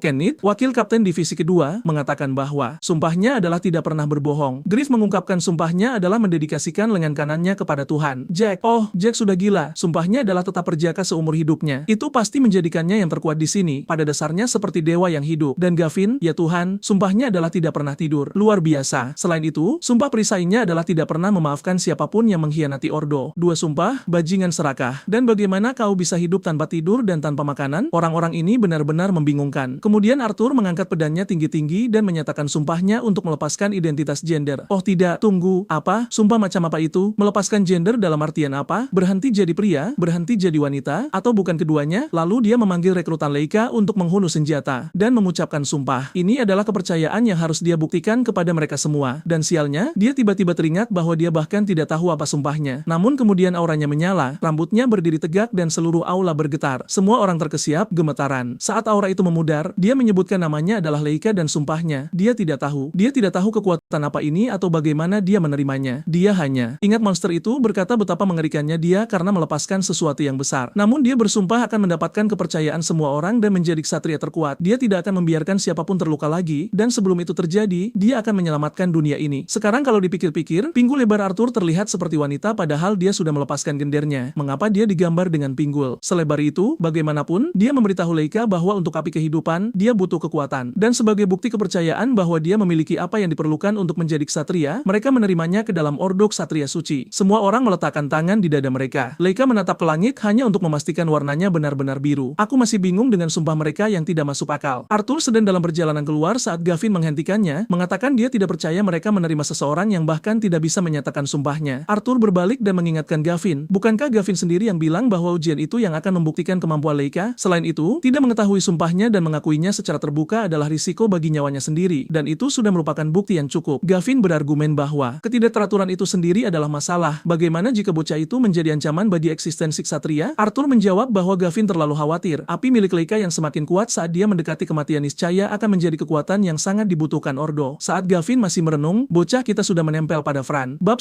selanjutnya dimulai di dalam kereta. Keluarga-keluarga tersenyum, perjalanan dijadwalkan berlangsung selama 2 jam. Di dalam, ada bagian khusus untuk para ksatria, dan bocah kita bahkan mendapatkan jubah kecil. Dia merasa sangat gembira dan bangga, membatin tidak ada lagi hari-hari menyedihkan atau perundungan. Hidupnya akhirnya akan menjadi mudah. Kasihan, anak ini tidak sadar apa yang baru saja dia masuki. Dia tampaknya lupa bahwa dunia sedang diambang kehancuran. Di lorong, seorang wanita menawarkan makanan, dia mengambilnya namun berkata tidak punya uang. Wanita itu menenangkannya bahwa itu gratis untuk para ksatria. Wajahnya berseri-seri, merasa hidup ini terlalu indah sekarang. Dia tidak pernah membayangkan makan enak secara gratis. Namun, Jack si perjaka menyela, menyuruhnya jangan mengira itu benar-benar gratis. Mereka membayar dengan sesuatu selain uang. Dia menepuk dadanya dan berkata mereka membayar dengan nyawa mereka. Leika menatapnya, bertanya-tanya, apakah nyawanya benar-benar sebanding dengan sebuah apel dan roti lapis? Jack melanjutkan bahwa semua orang bergantung pada mereka untuk perlindungan. Dan sekarang setelah Leika bergabung, dia tidak boleh ragu dan harus memberikan segalanya. Kenneth mengalihkan topik, bertanya mengapa mereka dikirim ke barat. Jack berkata dia dengar aktivitas monster di wilayah itu meningkat tanpa henti dan bala bantuan sangat dibutuhkan. Leika menyadari kereta itu penuh dengan ksatria, artinya mereka mengirim banyak orang. Namun dia penasaran apakah yang lain di sini hanya rekrutan biasa. Mengapa Kenneth ikut serta? Kenneth menjelaskan ini bukan soal dia menjadi rekrutan, tapi Fran memerintahkannya untuk mengikuti Leika dan mengawasi kekacauan yang mungkin dia buat. Leika terdiam bingung, lalu berpaling pada Jack dan menanyakan sesuatu yang mengganggunya. Jack bersumpah untuk tetap perjaka seumur hidup. Apakah itu benar-benar menghasilkan sesuatu? Jack tampak sedikit bingung, namun Leika bersikeras menanyakannya karena itu terasa aneh. Jack menjelaskan bahwa bukan begitu cara kerja sumpah. Jika seseorang melepaskan sesuatu yang sepele, Tuhan tidak akan memberikan kekuatan yang sama. Sumpah keperjakaan itu berbeda karena terikat pada mereka yang menginginkanmu. Intinya, jika kau merasa dirimu tampan dan akan ada miliaran wanita yang mengejarmu, maka melepaskan semua itu adalah pengorbanan besar. Leika bergumam bahwa itu membuatnya terdengar seperti orang mesum. Jack menambahkan bahwa yang terpenting adalah seberapa berharga persembahan itu bagimu. Dia mencontohkan Fran yang menyerah pada makanan. Baginya itu bukan sekadar soal bertahan hidup, namun memiliki makna yang lebih dalam. Itulah mengapa kekuatannya begitu besar. Sekarang Leika memikirkan Arthur yang melepaskan gendernya. Bagaimana sebenarnya cara kerjanya? Semua orang terdiam sejenak. Kemudian Jack mengungkapkan bahwa Arthur sebenarnya adalah seorang putri kerajaan. Sudah kuduga, pinggul lebar itu tidak bisa menipu siapapun. Kenneth menjelaskan bahwa Arthur dipilih dari keluarga kerajaan. Kapten sebelumnya adalah saudara tirinya dan saat dia gugur, Arthur mewarisi posisi tersebut. Dia telah menjadi putri yang dimanjakan dan lembut sepanjang hidupnya. Jadi melepaskan gender, sesuatu yang terikat pada identitas, penampilan, dan perannya, adalah hal yang sangat signifikan. Leika menyadari itu menjelaskan bagaimana dia memperoleh kekuatan yang luar biasa. Tetap saja, dia merasa beberapa sumpah seharusnya lebih keras. Dia membayangkan orang-orang memotong telinga, kehilangan pendengaran, mencongkel mata, atau memotong lidah sebagai pengorbanan serius. Sejauh ini, semua orang hanya melepaskan sesuatu yang kecil. Kecuali Jack, sumpahnya benar-benar brutal dan penuh penderitaan. Mereka bertiga tertawa dan sedikit bertengkar. Bahkan Jack ikut bergabung saat tiba-tiba pintu bergeser terbuka dan seorang pria bertopi melangkah masuk. Ternyata dia adalah kondektur yang berterima kasih kepada para ksatria Ordo karena telah berada di sana sana hari ini untuk melindungi kereta. Dia memperkenalkan dirinya sebagai Duga, dan saat itu juga, wanita di dekatnya tampak bingung, menoleh ke belakang dan bertanya-tanya siapa dia. Dalam sekejap, pria mencurigakan itu mengayunkan lengannya dan dengan kilat, dua orang dicengkeram di dada. Jack melompat menghindar dari serangan yang meletus dari lantai, merobek kursi-kursi. Namun saat itu, beberapa ksatria sudah tewas. Sejujurnya, mereka benar-benar umpan meriam yang tidak berguna. Leica panik menanyakan apa yang terjadi dan melihat mayat-mayat tertusuk paku di mana-mana. Ksatria lain mulai bertransformasi di sana. Mereka yang tidak langsung mati berubah menjadi makhluk berkulit biru yang aneh. Kenneth berteriak pada Leica untuk mundur. Namun sial, lengannya copot lagi seperti figur Lego yang berantakan. Dia berteriak frustrasi. Sementara Jack yang terguncang bertanya apakah semua orang berubah menjadi iblis. Duga membungkuk dan berkata Jack benar sekali. Dia memperkenalkan diri sebagai pelayan Lord Tempest dan Sang Grand Magus. Tentu saja, siapapun yang menghalangi jalan mereka harus dikirim ke kematian. Kenneth menyadari seketika bahwa ini adalah kekuatan yang sama dengan makhluk sebelumnya yang mengubah mayat dan monster menjadi makhluk mengerikan. Itu mengonfirmasi bahwa pria ini terikat dengan Sang Magus. Masalahnya sekarang, Leica dalam kondisi kacau dengan sebagian lengannya hilang. Salah satu monster hasil transformasi menerjangnya dari belakang, namun Kenneth mengeluarkan pistolnya dan menembak kepalanya hingga hancur di udara. Dia berteriak memanggil Jack yang segera datang dan mengaktifkan penyembuhannya. Tiba-tiba, tangisan peri yang bercahaya muncul. Sang perjaka abadi benar-benar menggunakan sihir peri. Dia berlutut, mengambil lengan yang putus, dan berkata tidak ada yang tidak bisa dia sembuhkan. Dia menempelkannya kembali sambil melepaskan cahaya keemasan. Dan begitu saja, Leica pulih, rasa sakitnya hilang. Leica terpana, dia memiliki kendali penuh lagi seolah tidak pernah terluka. Namun kemudian sesuatu menarik perhatian mereka. Duga yang tanpa kepala sedang bertepuk tangan. Dia berkata bahwa untuk ukuran manusia, keahlian mereka sangat luar biasa. Namun sungguh disayangkan, bahkan setelah diasah sekian lama, mereka akan tetap mati seperti setiap satria ordo lainnya. Kepalanya terbentuk kembali dan dia menyatakan ini adalah sebuah tragedi. Namun ini adalah akhir bagi mereka. Monster-monster berkerumun di mana-mana. Tim itu saling bertatapan. Jack melemparkan diri ke pertempuran jarak dekat. Kenneth melepaskan tembakan, sementara Leica hanya menghindar dengan putus asa. Masalahnya, Jack menyadari betapa cepatnya Duga. Jauh terlalu cepat dan semua orang yang telah bertransformasi tampak lebih kuat dari sebelumnya. Dari belakang, Duga meminta maaf dengan nada mengejek, memperingatkan jika mereka tidak menangani makhluk-makhluk ini, semua warga sipil dan sisa kereta akan tewas. Dan tentu saja, Leica akan melakukan tindakan paling bodoh. Dia menghantamkan tangannya ke arah Duga, berteriak bahwa dia adalah ksatria dan Duga harus sadar akan realita. Namun saat dia berteriak, pedangnya menusuk kepala iblis itu. Jack membentaknya bahwa sekali manusia menjadi monster, tidak ada jalan kembali. Ordo ksatria ada untuk melindungi yang hidup, dan itulah mengapa dia harus siap mengorbankan kawan. Jika dia tidak bisa melakukan itu, maka dia tidak pantas di sini. Leica terguncang oleh kenyataan pahit itu, sementara Kenneth menyuruhnya tenang dan membiarkannya menangani segalanya di sini sementara yang lain melindungi warga sipil. Di sudut, seorang gadis menangis. Leica menyadarinya, menariknya mendekat dan melesat menuju pintu. Di gerbong berikutnya, dia mendobrak masuk, memperingatkan semua orang bahwa ada iblis di belakang dan mereka harus lari. Para penumpang mulai dievakuasi dengan panik. Namun seorang ibu yang memiliki 3 anak, satu di punggungnya dan tampak satu lagi di perutnya, membeku ketakutan saat pintu meledak dan salah satu makhluk menerjang masuk. Keluarga itu hanya berdiri di sana menunggu seseorang menyelamatkan mereka. Beruntung bagi mereka, sang protagonis ada di sana. Malangnya, sang protagonis juga tampak lemah, atau mungkin tidak kali ini. Dia meluncurkan tendangan, menghunus pedang besar itu lagi, dan menyatakan tidak akan membiarkan siapapun terluka. Dengan satu tebasan, dia praktis membelah gerbong kereta, meninggalkan monster-monster itu di belakang saat dia melompat maju untuk bergabung kembali dengan yang lain. Duga terkekeh, mengatakan bocah itu tidak buruk juga. Gerbong kereta yang terlepas terus meluncur dengan aman sementara Leica mengumumkan warga sipil tidak perlu khawatir lagi.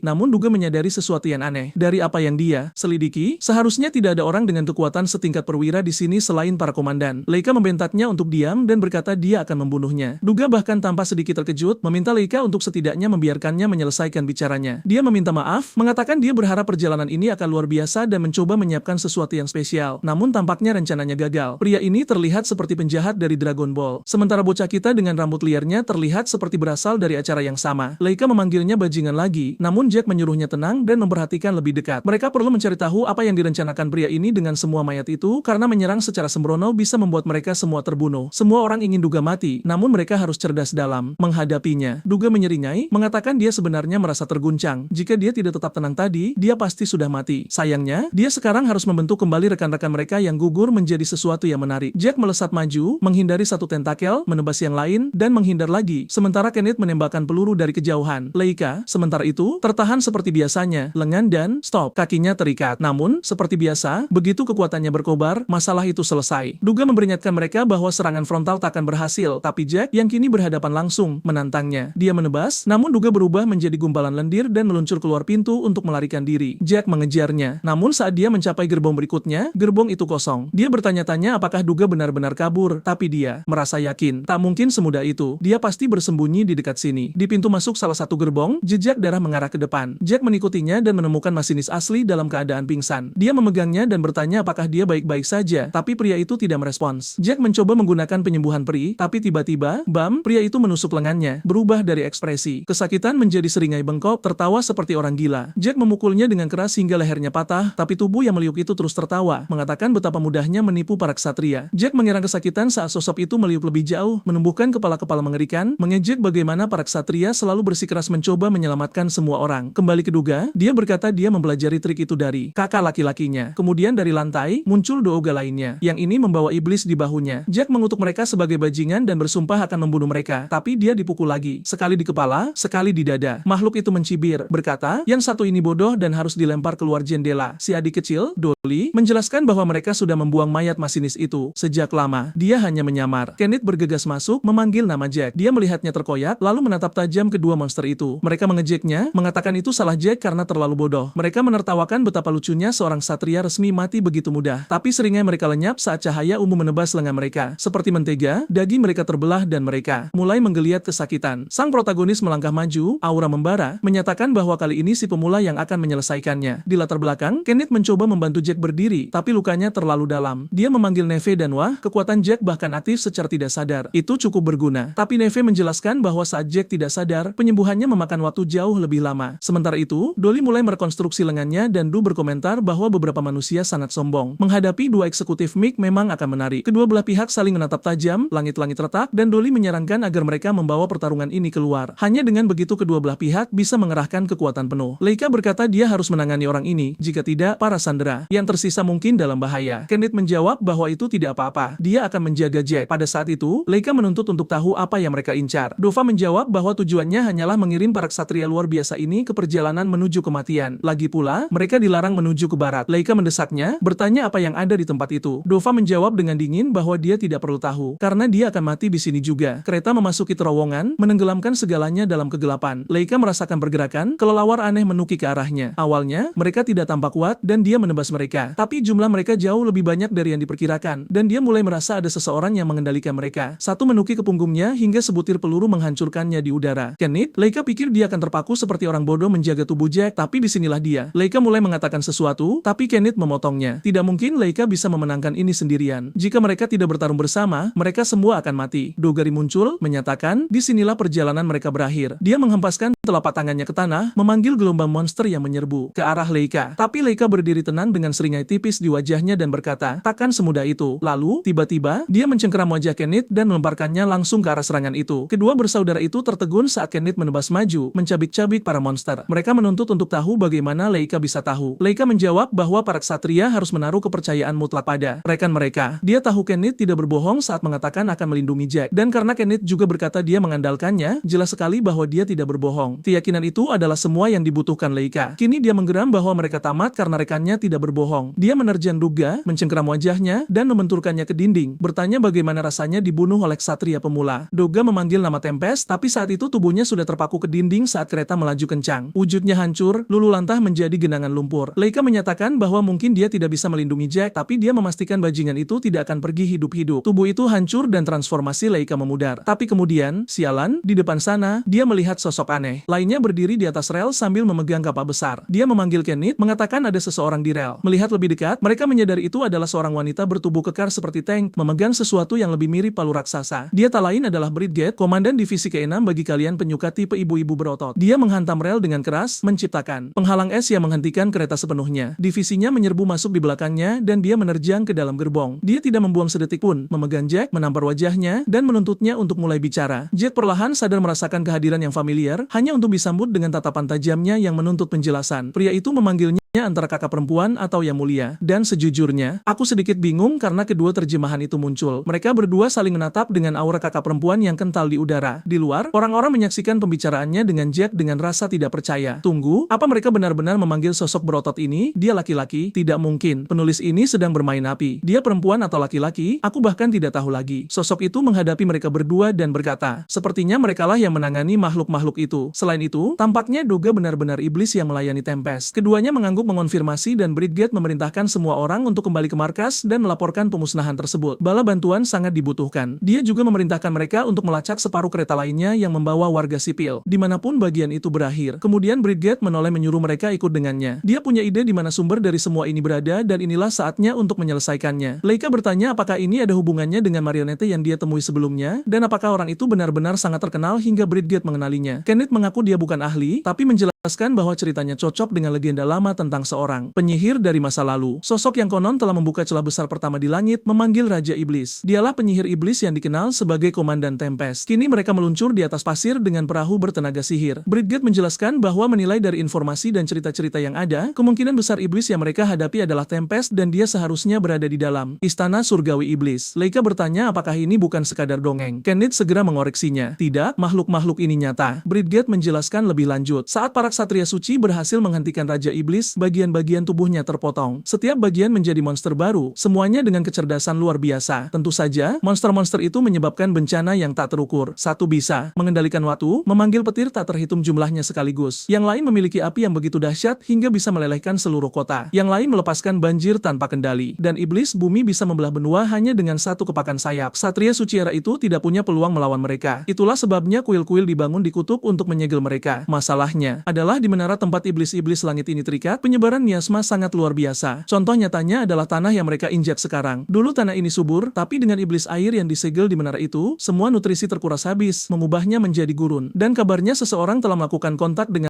pria yang menciptakan iblis. Bahkan petinggi di barat pun khawatir bahwa salah satu tetua kuno telah dibangkitkan atau seseorang bekerja di bawah perintah Tempest. Dan jika salah satu makhluk itu menyebut namanya dengan lantang, maka lebih baik berasumsi mereka tidak berbohong, terutama karena Tempest adalah sosok yang membawa bencana besar pertama ke dunia ini. Skenario terburuk bagi umat manusia adalah dia memicu bencana yang sama sekali. Lagi, mendengar semua ini, Leica bertanya-tanya apakah mereka benar-benar akan menghadapi seseorang sekuat itu. Bridget menjawab dengan lugas. Mereka akan segera mencapai kuil bawah tanah yang tersembunyi di wilayah ini. Tiba-tiba, ikan pasir yang menarik perahu mereka tersentat dan mereka terperosok ke dalam kegelapan total. Bulan merah membayangi di atas. Getaran kilas balik Griffith yang hebat. Pergilah dari sini. Leica merasa seperti pernah melihat ini. Sebelumnya, aku juga pernah melihatnya. Baginya, ini terasa nostalgia yang aneh. Dalam pikirannya, sebuah suara misterius bergumam, sulit dimengerti. Kemudian, sesuatu melonjak dari bawah perahu mereka, melemparkan mereka semua langsung ke arah kuil. Leica berakhir tersangkut di langit-langit seperti orang bodoh. Kembang api meledak dalam kegelapan dan sebuah suara menyapanya dengan hangat, mengatakan betapa bahagianya mereka bisa bertemu lagi. Mengingatkannya bahwa terakhir kali mereka berpapasan adalah melalui sebuah marionete. Leica tidak mengerti, mencoba mencari tahu apa yang dibicarakan orang ini saat tiba-tiba dia teringat wajah itu. Sosok yang pernah berbicara padanya. Tanpa ragu, ini pasti si penyihir iblis Tempest. Sebelum dia sempat bertindak, Bridget mengayunkan palu raksasanya ke arahnya. Tapi Tempest menghindar dengan mudah, tidak terpengaruh. Dia berkomentar bahwa para ksatria suci tidak berubah sedikit pun sejak zaman kuno, tetap barbar dan sederhana. Bridget menuntut untuk tahu apakah dia benar-benar Tempest dan memperingatkannya bahwa dia seharusnya tidak berada di wilayah ini. Dia sebaiknya pergi sekarang. Tapi Tempest menolak. Dia berkata dia telah melakukan eksperimen tak terhitung dan kini saatnya mengubah mimpinya menjadi kenyataan. Di balik kastil, bulan bergetar dan tiba-tiba hujan mulai turun di gurun. Semua orang terkejut menyebutnya mustahil, tapi Tempest menyeringai mengatakan itu berarti tepat seperti yang mereka pikirkan. Dia telah membangkitkan kembali dewa iblis langit air, Lord Fibil. Semua orang membeku ketakutan saat tetesan air jatuh. Aku mengharapkan sosok seperti dewa, tapi yang muncul justru seorang loli kecil dengan boneka beruang di tangannya. Kau tahu dia sangat kuat saat desainnya terlihat seaneh itu. Dia menguap, mengatakan dia hampir mati karena mengantuk. Sementara Leica bertanya pada dirinya sendiri apakah itu benar-benar iblis langit. Tempest melangkah maju dan menyambutnya kembali, meminta maaf karena telah membangunkannya. Dia tahu sudah ratusan tahun berlalu, tapi yang dia inginkan hanyalah agar loli itu menyapu bersih keturunan para ksatria suci yang dulu menyegelnya. Ketika tiba-tiba loli itu menghantamkan boneka beruangnya tepat ke wajahnya. Semua orang berdiri di sana dengan bingung. Fibil membentaknya, menyuruhnya berhenti mencoba memberinya perintah. Dia sangat nyaman dalam tidurnya. Jadi kenapa dia malah membangunkannya? Tempest tampak terguncang sementara sebuah suara dari atas bergumam bahwa ini bukan cara yang seharusnya terjadi. Bridget, sementara itu, memperingatkan semua orang untuk tidak lengah. Dia bisa merasakan tingkat miasma iblis yang absurd terpancar dari makhluk ini. Jika dia benar-benar bebas, umat manusia tamat. Tapi kemudian dia menyadari sesuatu. Loli itu melesat langsung ke arah Leica. Tiba-tiba, dia sudah di depan wajahnya, memanggilnya akurat dan mengatakan sudah lama sejak terakhir kali mereka bertemu. Leica benar-benar bingung bingung, dan Loli itu bertanya kenapa dia ada di wilayahnya. Dia pikir Leika akan berada di utara. Leika terbata-bata mengatakan dia tidak tahu apa yang dia bicarakan. Loli itu memarahinya, menyuruh kakak laki-lakinya untuk berhenti bersikap dingin. Rupanya teknik kebangkitan ini, dengan mengambil alih tubuh manusia, bekerja dengan sempurna. Leika menjadi semakin ketakutan. Rasanya seperti semua rahasia mulai terungkap. Dari atas, Tempest menyatakan bahwa sekarang semuanya menjadi masuk akal. Itulah sebabnya dia merasakan hubungan yang begitu kuat dengan dunia lain melalui bocah ini. Jelas, ada lebih banyak hal di dalam dirinya daripada sekadar kontrak sederhana. Leika masih terpukul saat tiba-tiba sebuah serangan menghantam pilar di dekatnya, memaksanya menghindar. Fibil berkata ini adalah kebetulan yang lucu menemukan kakaknya di sini tepat setelah dibangunkan paksa. Karena mereka sedang bersama, kenapa tidak? Bermain sedikit demi masa lalu, dia menerjang ke arahnya di udara saat Leika terjatuh. Namun Leika mendarat di pelukan Bridget. Di saat yang sama, Fibil menyerang dengan ganas. Bridget bahkan tidak merasakannya sebelum sebagian tubuhnya meleleh. Leika panik bertanya apakah dia baik-baik saja, dan Jack secara instan mengaktifkan penyembuhannya. Seekor peri muncul, merekonstruksi lengannya, dan Bridget menyambar palunya, menghantamkannya ke arah Feble. Tentu saja, tidak semudah itu. Palu itu hancur saat benturan. Fibil mencibir, mengatakan dia tidak memanggil mereka untuk bermain. Dia hanya memanggil bocah itu. Kenneth yang malah mengeluarkan pistol murahan miliknya, tapi pelurunya tidak berpengaruh apa-apa. Fibil mulai tidak sabar, mengatakan mereka mulai mengganggunya. Kemudian mana air di sekitarnya membengkak keluar, membentuk gelembung raksasa yang melahirkan monster tanpa kepala mengerikan yang melayang seperti bulan. Dari jauh, Tempest memperhatikan dengan gembira, memuji kemegahan kekuatan iblis langit. Begitu luar biasa hingga membuat para ksatria suci terlihat seperti bukan apa-apa. Seseorang sedang mengunyah kue dan berkata, Tuan sepertinya sedang dalam suasana hati yang cukup baik. Tempest menjawab bahwa melihat iblis langit bergerak bebas selalu menjadi salah satu mimpinya. Dan sekarang hal itu terjadi tepat di depan matanya, dia tidak bisa menahan kegembiraannya. Yang lebih mengejutkannya lagi adalah iblis langit pertama justru terbangun di dalam tubuh manusia. Dia bergumam bahwa mungkin sudah waktunya mereka mundur kembali ke kuil utara sebelum keadaan menjadi tidak terkendali. Tapi tiba-tiba sesuatu berkelebat di langit. Sebuah pedang raksasa jatuh dari atas. Itu dia, komandan berpinggul lebar yang garang itu sendiri. Arthur telah tiba. Tempest langsung menyadari bahwa masalah besar telah mendarat. Arthur, tangan di pinggul lebarnya dan penuh gaya, mengatakan padanya bahwa karena dia dan kawanannya memutuskan untuk mengacaukan bawahannya, mereka lebih baik bersiap untuk apa yang akan dia lakukan. Tempest membalas menatapnya dengan tatapan yang mengerikan. Di bawah, Arthur melihat Bridget berjuang melawan Feble. Pada saat yang sama, Karen muncul di belakangnya dan Arthur bertanya apakah Karen bisa bertahan selama 3 menit. Karen bertanya melawan siapa, dan Arthur menjawab dengan datar melawan iblis langit. Setelah itu, dia sendiri yang akan menanganinya. Tempest memperhatikan dengan minat hingga Arthur memanggilnya secara langsung. Dia meminta maaf, tapi karena pria itu jelas-jelas adalah pemanggil iblis yang dibicarakan semua orang, dia memberinya satu kesempatan. Berjanjilah sekarang untuk tidak menyebabkan masalah lagi, dan dia akan memaafkannya. Tentu saja, dia tertawa, mengedipkan mata, dan berkata dia tidak bisa menjanjikan itu. Bajingan itu melayang pergi, bercahaya dengan aura gaya Dragon Ball. Arthur tidak akan membiarkannya lolos. Dia memicu ledakan kekuatan, melesat mengejarnya saat bentrokan mereka berkobar. Sementara itu, Karen mendarat di belakang Leika dan bertanya apakah dia mengerti apa yang terjadi. Tugas mereka sederhana, tahan iblis langit selama 3 menit hingga komandan kembali. Leika tampak terguncang, tapi Kieran menyuruhnya sadar. Makhluk-makhluk itu datang. Gelombang pertama menyerbu maju. Kieran mengayunkan pedangnya dengan mulus sementara Leika sudah terkena tebasan di punggung. Jack merapalkan sihir perinya, memanggil penghalang yang memberikan penyembuhan terus-menerus. Momen RPG yang sempurna. Sang penyembuh memberikan regenerasi area. Leika menghindari monster berkepala bulan yang melayang sementara Bridget menghancurkan mereka. Tapi masalahnya adalah air itu tidak hanya memberikan kerusakan, tapi juga meregenerasi mereka secara instan. Dari panel ke panel, Leika bertransformasi, melepaskan kekuatan apinya untuk menipu monster itu. Tapi, bahkan saat itu, mereka tetap menembus apinya. Akhirnya, pistol Walmart milik Kenneth benar-benar mulai memberikan dampak. Leika berterima kasih padanya, tapi Kenneth memarahinya. Berhenti membuang-buang kekuatanmu seperti itu. Dengan kecepatan ini, dia akan tumbang. Lagi pula, api melawan iblis air tidak ada gunanya. Dia membuang-buang energi. Leika menyadari hal yang jelas itu tepat saat Karen mengisi tombak petirnya. Dia menghantamkannya ke tanah, memerintahkannya untuk menunjukkan kekuatan penuh. Petir meletus ke atas. Pada saat yang sama, Bridget mengayunkan palu kematian musim dinginnya, menghantam bumi dan melepaskan gelombang es tanpa ragu. Bersama-sama, petir dan Frost menghantam Feble yang melayang malas di dalam masa air, menguap dan berkata, larva-larva ini benar-benar mulai mengganggunya. Dia mengangkat tangannya dan menyatakan sudah cukup. Tiba-tiba, seluruh mana miliknya memusat ke tubuhnya. Wujudnya bersinar biru dingin di dalam air saat Karen menyadari dia menyerap setiap kepingan aura dan memperkuat kekuatannya. Sekarang, pertempuran yang sebenarnya akan segera dimulai. Leika yang bertransformasi hanya bisa teringat apa yang dikatakan Loli itu. Memanggilnya kakaknya. Dia tidak bisa memahaminya. Dia manusia. Dia seorang satria, suci. Bagaimana mungkin dia berhubungan dengan makhluk mengerikan yang menyeringai padanya ini? Dia berteriak padanya untuk berhenti menatapnya seolah mereka saling kenal. Lalu semua orang merasakan sesuatu yang aneh. Leica memegang kepalanya sambil menggeliat seolah ada sesuatu yang tidak masuk akal sedang mencabik-cabik pikirannya. Terasa seperti ada suara di dalam kepala Leica dan dia menuntut untuk tahu apa yang dilakukannya di sana. Dan kemudian seperti Sukuna sendiri, suara itu berseru, memberitahunya bahwa jika bocah itu benar-benar orang yang dia pikirkan, mengalahkan Faible akan mudah. Karen berteriak agar semua orang bersiap. Dari puncak kastil bulan, Faible turun langsung ke arah Kenneth yang malang, yang paling lemah di kelompok itu. Dia melepaskan beberapa tembakan, tapi melalui pantulan air, Faible mengincarnya, muncul entah dari mana, dan menampar. Wajahnya, sejujurnya, itu masih berbelas kasih. Sebuah tamparan alih-alih meledakkan tengkoraknya. Bridget menyerbu masuk untuk serangan palu andalannya, mendarat dengan telat dan tidak terjadi apa-apa. Tidak ada efek sama sekali. Terkejut, dia hampir tidak punya waktu untuk bereaksi sebelum Faible dengan santai mengulurkan tangan dan mendorongnya mundur seolah itu bukan apa-apa. Jack memanggil sang putri yang meyakinkannya bahwa dia baik-baik saja dan menyuruhnya fokus pada penyembuhan. Pria malang itu, dia tidak sempat mengatakan hal lain. Dia mengangguk patuh sementara Leica gemetar hebat, masih mencoba memahami apa yang terjadi dan mengapa rasanya kepalanya akan pecah. Sebuah kekuatan bangkit di dalam dirinya, sesuatu yang tidak bisa dia kendalikan. Saat itu juga, BL menyadari dan bergerak untuk pukulan mematikan. Leica menatap matanya saat dia menyeringai. Lalu dia menghantamkan tangannya ke dada Leica, merobek kawah di tubuhnya. Leica terlempar. Jack dengan putus asa memicu penyembuhannya, tapi jelas itu tidak cukup sampai sihir peri tiba-tiba merekonstruksi rongga dadanya dalam sekejap. Mantra miliknya itu benar-benar curang. Tapi Faible hanya menatapnya dengan jijik, berkomentar bahwa dia sudah melemah belakangan ini. Saat itulah sebuah suara di kepala Leica, memberitahunya bahwa waktunya telah tiba. Dia harus berhenti melawan dan menyerahkan segalanya. Leica panik, bertanya siapa sosok dia, ini dan apa yang sedang terjadi. Suara itu bersikeras bahwa itu bukan iblis langit. Sementara itu, Tempest masih melarikan diri. Arthur mengejarnya dengan ketat. Dia bergumam bahwa Arthur terlalu gigih, menyarankannya untuk menyerah saja. Arthur membalas bahwa dia menyebabkan terlalu banyak masalah. Jadi, adil jika dia membalas budi tersebut. Tiba-tiba, dia menghunus pedangnya, dan dengan satu tebasan, kaki Tempest lenyap. Tempest berteriak bahwa dia kejam, memotongnya tanpa ampun tanpa berkedip sedikit pun. Arthur menjawab dengan dingin jika itu sudah jelas. Dia tahu jika Tempest lolos, dia akan terus membangkitkan iblis langit. Tempest menyadari Arthur benar-benar berniat membunuhnya apapun yang terjadi. Dia mengejeknya, bertanya apakah dia tidak khawatir tentang rekan-rekan yang dia tinggalkan. Semakin lama dia menunggu di sini, semakin besar peluang dia akan kembali dan menemukan mereka semua mati. Mereka akan terus melarikan diri sementara Arthur menderita karena pilihan tersebut. Arthur, bagaimanapun, bersumpah bahwa dia akan membunuhnya dan tetap kembali tepat waktu untuk menyelamatkan sekutunya. Dengan itu, dia melepaskan serangan kilat seperti pedang. Cahaya pengungkap di Yu-Gi-Oh yang menebasnya. Kepalanya jatuh, tubuhnya tercacah berkeping-keping. Tapi meski begitu, dia tersenyum, berkata, "Sebi rasanya menjadi serpihan, tapi dia akan beregenerasi pada akhirnya." Dia memberi selamat padanya karena memenangkan pertempuran, tapi mendoakan keberuntungannya dalam menyelamatkan rekan-rekannya. Arthur melotot, lalu segera berbalik, berlari kembali ke skuadnya. Dia tahu sekarang tidak ada waktu lagi. Dia harus membantu mereka. Dari saat dia memberitahu Karen bahwa dia butuh 3 menit untuk mengejar Tempest hingga sekarang, saat dia kembali, hanya 2 menit 50 detik yang berlalu. Tapi saat dia tiba, setiap rekannya tergeletak mati di tanah, dan seorang iblis langit berdiri di sana sambil menyeringai, praktis meminta like pada video ini yang membantu Mamoru membuat lebih banyak konten menarik bagi penontonnya. Aktifkan lonceng kecil yang nakal itu, dan aku cabut.